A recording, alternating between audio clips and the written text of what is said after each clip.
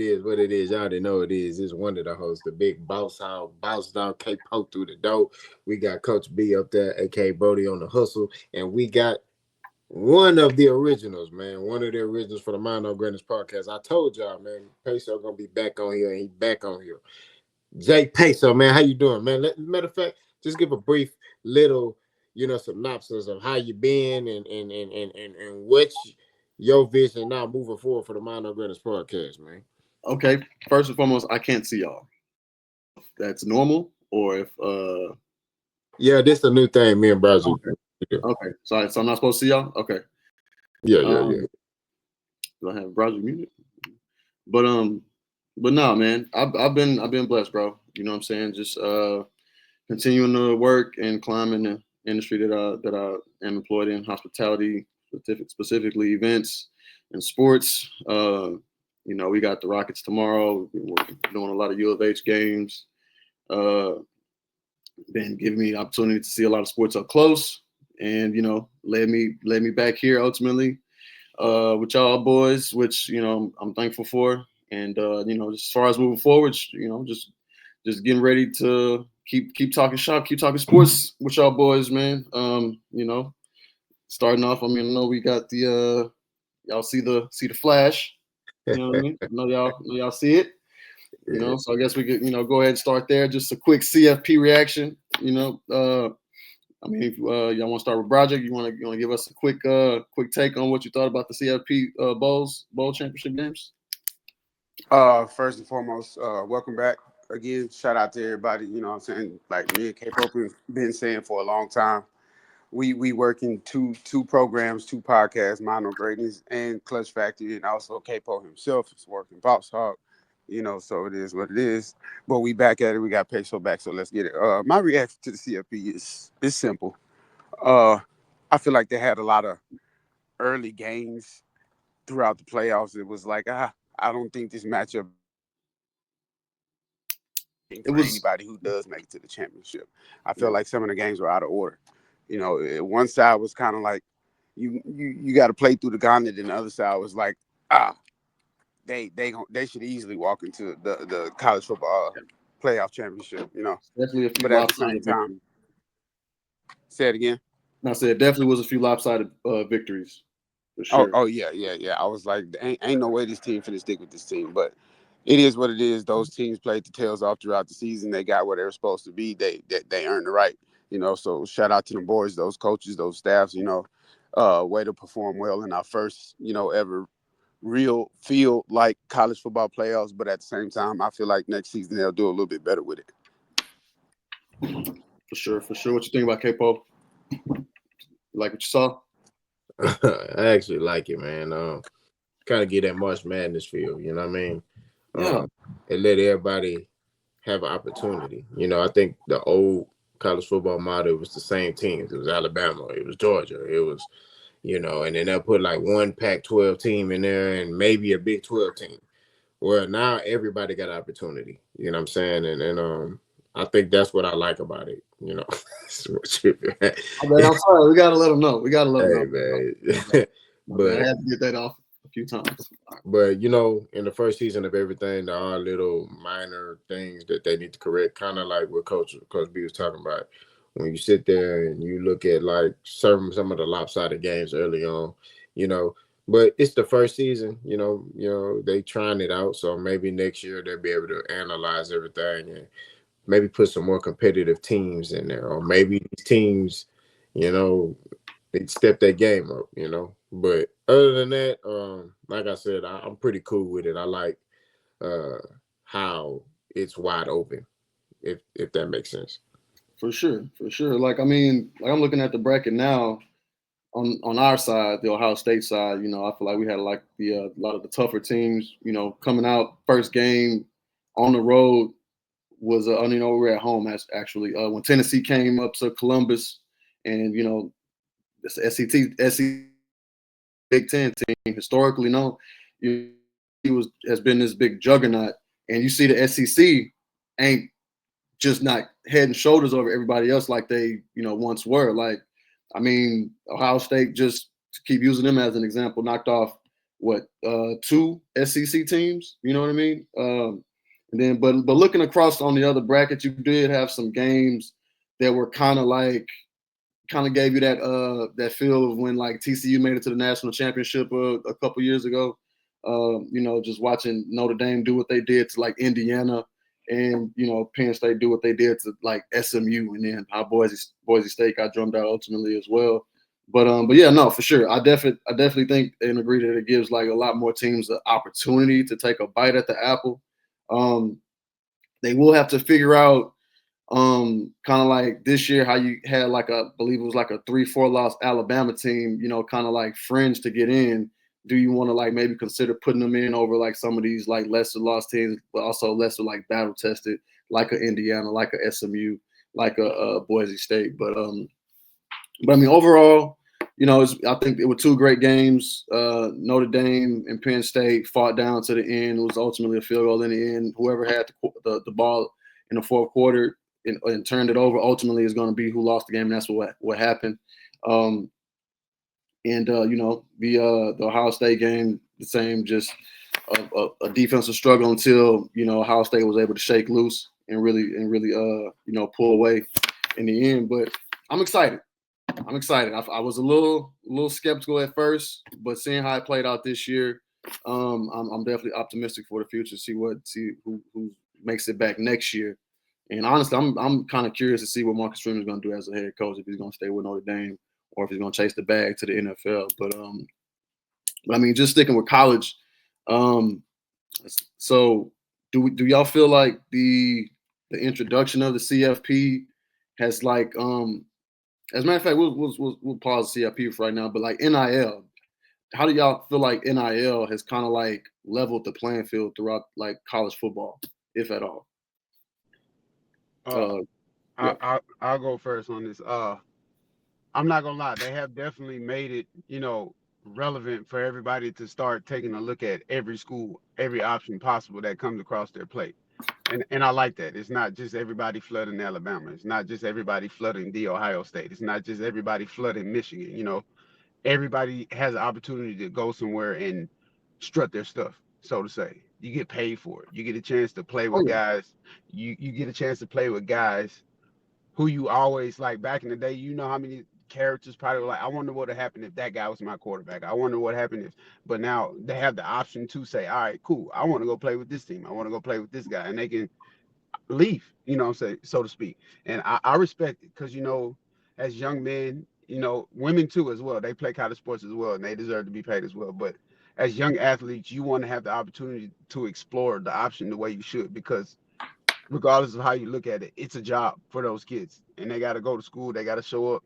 They got to keep their bodies healthy. So being able to get paid and still explore other options if it's not working is very important to those kids. They should be able to experience that. But at the same time, I feel like it definitely has leveled out the playing field. Just like you said, a big factor in it, right there in the CFP, Ohio State knocking off two SEC teams. Come on now. The field is level now. Who would have thunk it? Right. Right. I mean, I probably had a right, but that's my take on that. K-Po, you got anything you want to say on that? I agree with everything you said. NIL has leveled the playing field, like you said. The SEC right now is no longer the dominant division no more. I mean, it's a conference. Excuse me. It's everybody's catching up. Everybody now is like, I don't have to go to Alabama. I don't have to go to, Georgia or Florida. I can go to Ohio State. I can go to Texas or Texas A&M, even Ole Miss. That I could go to schools like this and still, play. Of course, get paid, but play and possibly get our team a national championship. So compete is key. If I could add one last thing, and then we'll move on to NFL favorites. What I appreciate the most about the CFP model is that it's eliminated the fear of like the one loss. You know what I'm saying? Right. Like especially as a coach, like in college football for so long, you lose one game, that's your season. Right. And Lord forbid you lose it towards the end of the year. You know what I'm saying? Like, so it's like now, okay, Kind of like Ohio State. Drop one against Michigan. Sorry, I keep coming back to us, but hey, perfect example for us. But yeah, you know what I'm saying? Drop one against Michigan. You know, didn't even have a championship game. Still was able to make it into the CFP and go on a run. You know, whether we win or whatever. Like, you know, we overcame a late loss in the season to make it to the championship, where I feel like in the past that would have been kind of unheard of. And especially an inter conference matchup as well. You know how bad they Yes, used to hurt teams back in the day to so go much. all the way to the end of the season and play one of those inter conference games and lose it. It just crushes everything. Yeah, So kills your I momentum. agree with what you said. Absolutely kills your momentum. But yeah, we'll shovel on ahead. So MVP favorites. I mean, I feel like I'm not alone here. But Cody, who you leaning towards, brother? Man, what you mean, bro? Lamar Jackson. That's off the muscle. Look, I like Josh Allen. I think Josh Allen is a very good quarterback. I think the MVP race, it was close, but Lamar Jackson shut that door for me. You can't stop him. I mean, what can you do if you try to blitz him? He just gonna throw the ball. You hang back or you try to corral him. He just gonna maneuver, juke two people, and then he gonna take off running. Like he's unstoppable. He's in his bag around this time. So, um, in my opinion, it's Lamar Jackson. Like I said, I like Josh Allen, but I'm not gonna forget that Texans game. How he looked in that game. You know what I mean? He didn't look too good when pressure's around him. Lamar Jackson, when he played the Texans, he carved them up. And that's that same Texas defense that just made Justin Herbert look like a JV quarterback in high school. So, got to be Lamar Jackson. What about you, Broderick? I'm gonna take a trip down memory lane, not too far back. You remember last year they were having the same discussion about who's the MVP: Christian McCaffrey, Lamar Jackson, Tyreek Hill. Who else they had? Josh Allen. Remember he ran that gauntlet last year, right? He played all of those MVP candidates in a head-to-head game, and he outshined all of them. So again, it's just tough to sit here and look at this year and say, okay, what is the debate about? Like, what is the debate about? His numbers are there, the wins are there. He's got his team in the playoffs. They playing well. And like Capo said, what made me go ahead and close the door, lock it, throw away the key, whatever they want to do with it after that, was the fact that everybody was hooping and hollering and bickering about why won't he use his legs and what did he go and do against the Pittsburgh Steelers. He Ran all wouldn't over. use his legs. Ran So all over.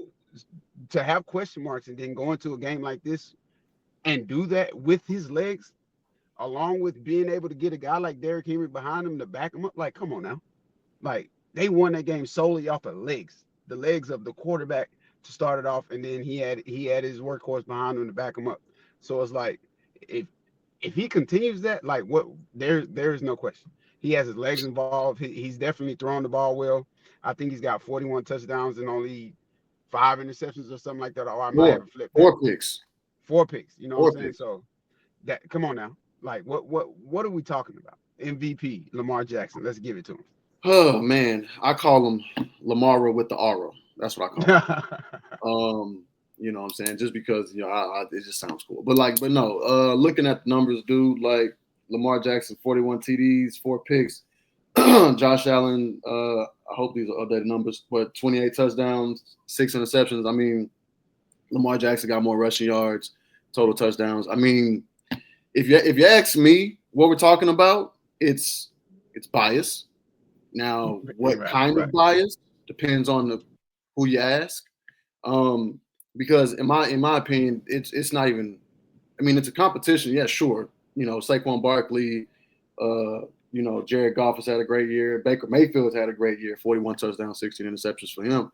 But like, Lamar is by far the most significant player on the team that has had the most success. And just talking about the Ravens as a team success, that playoff game yesterday was won in offseason. When they made the decision to acquire Derrick Henry, it was a wrap. Because in my opinion, I played DB.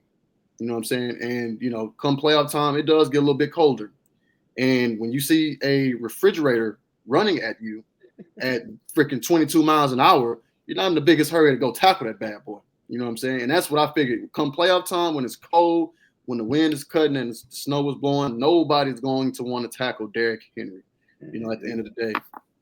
But just going back to Lamar, man, I mean, this will be, if right by the boy, this will be his third MVP.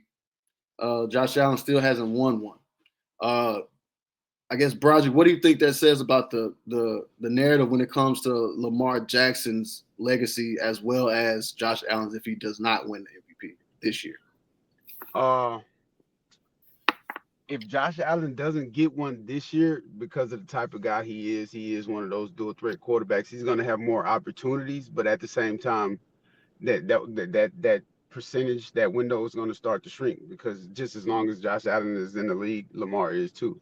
So how many more years are you going to allow Lamar to outplay you? You know what I'm saying? Of course, with Josh Allen, everybody knows there's that inconsistency trait that he has. You know, he has that little spurt throughout the season where it's like, where did Josh Allen go? What happened here? Why did we lose this game? What happened to this game? And I get it.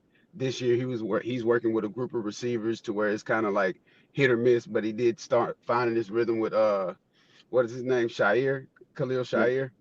Yeah, he started finding his rhythm. I believe Shire leads the league in yards after catch, so that's saying something. They're getting something together, but at the same time, how many more years are you going to allow this to keep getting away from you? Because like I mentioned before, Lamar is going to be in the league just as long as you, if not longer. You know, so you got to start looking at, you know, legacy. You know what I'm saying? Hall of Fame. He has to get one. He has to get an MVP, especially if you're not going to get a Lombardi trophy. You have to get something.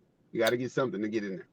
So let me just interject real quick. So as far as Josh Allen, and you can answer this, Brandon, if you want, but like, what would it take for Josh Allen to win the MVP? Because I feel like if he was gonna win it, this would have to have been thus far in his career. This would have had to have been the year.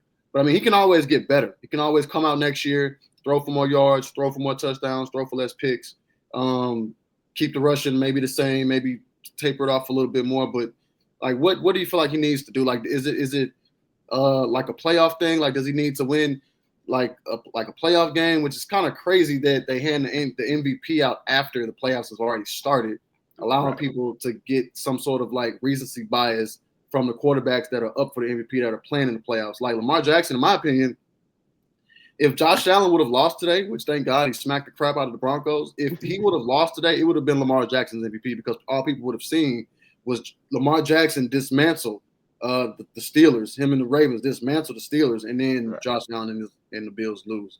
So yeah, I mean, I don't know. What do you think it takes, Capote, for a guy like Josh Allen to really be a contender for the MVP? I mean, look at what the NFL just did. They finna make Josh Allen play against Lamar Jackson next week. You see the play. So if Josh Allen go in Baltimore, or I think Baltimore go to them, wherever it is, and Josh Allen carve up that Baltimore Ravens team, he gonna win the MVP. Buffalo's going to Baltimore. So he go into Baltimore and he carved that Baltimore Ravens defense up, and they make Lamar, and he outperforms Lamar Jackson, he'll win the MVP. I mean, and again, the MVP is supposed to be a regular season award, but again, they hand it out after these guys have the opportunity to go out and give you much more of a sample size, or at least in addition to it. So how can you? I don't know. It's weird that they expect you to compartmentalize these great playoff performances and not allow it to affect your MVP voting for the season. But it's all by design, because you see what they're doing. I mean, why would you let Lamar Jackson go play the Texans again, where he knows that defense and he can carve them up, where he ain't played the Bills yet? If I'm not mistaken, they ain't played the Bills this year. Head up. So you got two MVP candidates going against each other. This is basically like race to the finish line. Who gonna outperform who? It's like that's literally the battle for the MVP. Yes. That's literally it.